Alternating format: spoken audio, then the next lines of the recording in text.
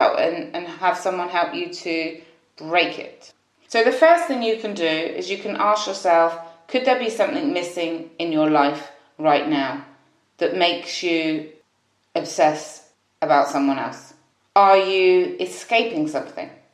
Is it a pattern? Is there something that you do at a certain time of day or with a certain emotion, or after? Is there a certain trigger to it? And then ask yourself, what is the feeling behind it? What is driving this? What was I feeling before I decided to reach out to them or to think about them and things like that? Often there are things that we need to work on in ourselves or in our relationships that we are avoiding by obsessing about somebody else. Sometimes people are escaping critical or harsh judgments on themselves. Sometimes they're seeking perfection, and because they don't feel that they're achieving their goal of perfection, they want to escape that feeling of uncomfortableness. Some people hate alone time because of that. And so they will fill their alone time by filling their head with thoughts of other people. So asking yourself, well, could you benefit on working on the way that you treat yourself, the expectations you put on yourself? If you're currently feeling excess stress, loneliness, boredom, sadness, is there a better or more healthy way that you can deal with that rather than obsessing about someone else? Could you benefit from adding some excitement, some passion, some romance into your life or relationship? Finding something fun and rewarding for you. When I support people to change their behaviours, to change their thoughts and feelings, what we do is we build self-love, confidence, create new interests and healthy ways to de-stress and let go of unrealistic expectations. Some people start a business, find new activities, make new friends, enhance their marriage to keep them fulfilled and feeling alive. Second thing you can do to break free from this infatuation and lust obsessive thinking cycle is to put in some practical barriers to stop you from getting carried away. There are things you may find yourself doing that is encouraging your feelings of infatuation or limerence, like checking their social media on a regular basis so you can have a break from social media. You can limit your social media time. You can block them. You can avoid falling into the trap of obsessing over somebody by deciding, okay, you're going to remove yourself from them in the work situation. A lady I had, she decided that she was going to, because she has the option to work from home as a healthy pattern to start to detach. When you're tempted to think about them, reach out to them, why not take yourself for a coffee, listen to a meditation, do something to connect with another person. If it's a loneliness, boredom, lack of variety or excitement, call up a friend, a family member, do something for yourself, create something else to do that's healthy for you in your relationship. Or organise a date night. Use your energy to plan and get excited about a trip that you can do. In all my work helping people to break free from addictions, loneliness and disconnection is often the biggest reason that people get hooked onto things. And some people see this limerence, this infatuation as a drug, as a hook. So are you feeling empty? Are you feeling alone? Are you feeling disconnected?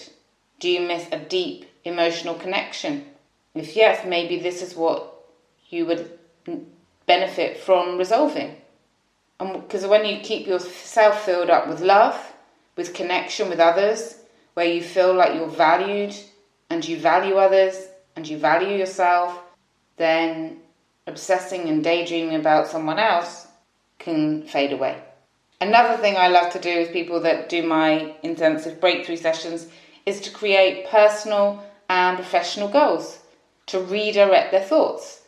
It's very difficult sometimes to switch thinking from thinking about somebody else and obsessing about somebody else and get in one thought loop, and then to replace it with nothing. Then what are you going to think about? So it's easier to find new things to think about. People come to me often where they feel like their life has no meaning, they're lacking purpose, they're lacking passion, they're confused. So we find passions for them. Passions that they can get excited about in the morning, that they can feel empowered and looking forward to get out of bed and go through the day. So if you're a visual person, perhaps you may choose to create a vision board. That can be a great idea, with all the words and the photos of the goals that you want to have in your life. What do you want to accomplish? Who do you want to be? Where do you see yourself in an ideal world? What do you want to experience? Include goals that you can have as a couple also. And note that goals are not to-do lists. I do a lot of coaching around goal setting and understanding the best way to create empowering goals. And the way to do this is to think of things that you want to have, that you want to be, that you want to experience. I used to make the mistake myself of making my goals a huge list of to-dos. Like literally, I'd have like 30 things a month. I'm going to do this, I'm going to do that, I'm going to do that. These are my goals. And your mind will just be overwhelmed with that. And some of them are not really that important. And some of them will happen anyway when you go for your big goals. So ideally, at any one time, you just want to have around 3 goals or 5 goals over the next 1 to 5 years. Make them big, make them powerful, exciting, things that will drive you, that you'll be motivated to keep going for. And then, take action, take massive action, write a list if that helps, and be flexible on the way that you get that goal.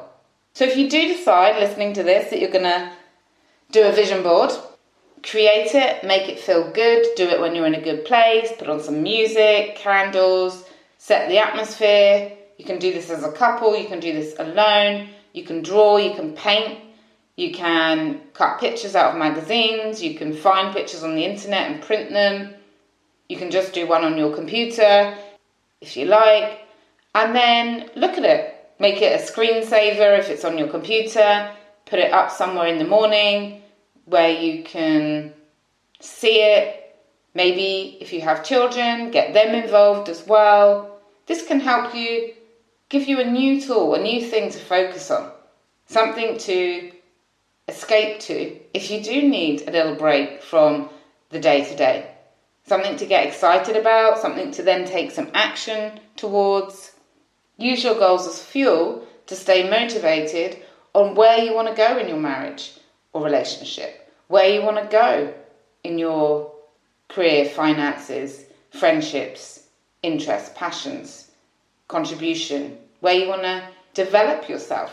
There's so many things to experience in life, and I really struggle to see how people can get bored. There's so many things I'd love to learn, so many trips I'd love to plan, so many things I'd like to do. I am a grower though. I'm a consumer of knowledge. I love to learn things. I love to learn Chinese medicine and reflexology and how, can you really help people by touching their feet?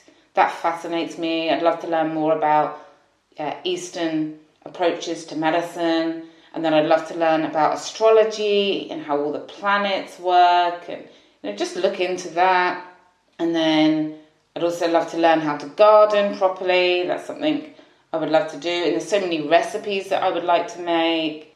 And there's so many people that I would like to see more of in my life that, I don't have the time. So, of course, we create the time. So get excited.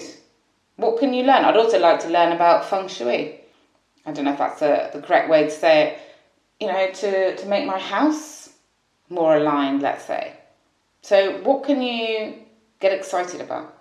I had another lady that came to me with this limerence, infatuation, and she said, Nicola, I'm always attracted to men who are powerful in my office. I have a new obsession with a senior colleague every few years, and they're always good looking, successful, have high energy, and I've never cheated on my husband, but I'm so tempted. And I want to look good for them, I want to chat to them, I flirt with them, I look forward to talking to them. I think about conversations that I can have with them. And she found out that over her 10-year career history, every new workplace there would be a new man. And she found it easy to forget the man in the old workplace. So there was always someone new. And we worked out that it was her ambition and drive that she needed to work on. She was attracted to successful, driven, powerful, positive people, confident men. And she wanted to be like that. And she wanted her husband to be like that.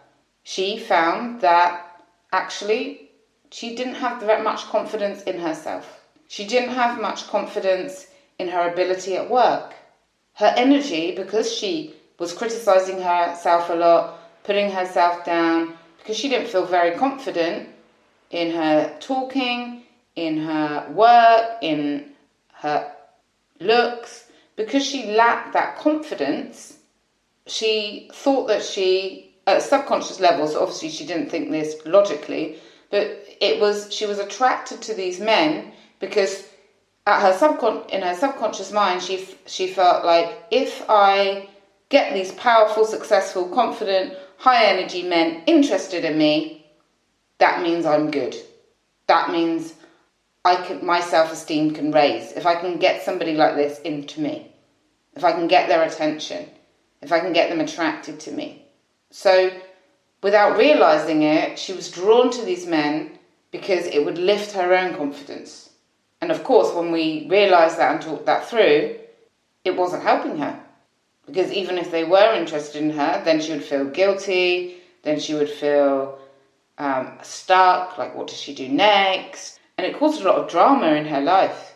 And it actually made her feel less confident because she was so confused and lost. And what does it mean? And does it mean her relationship's wrong? And so it's also important to understand, are we seeking something from another person that we need to be focusing on and giving to ourselves?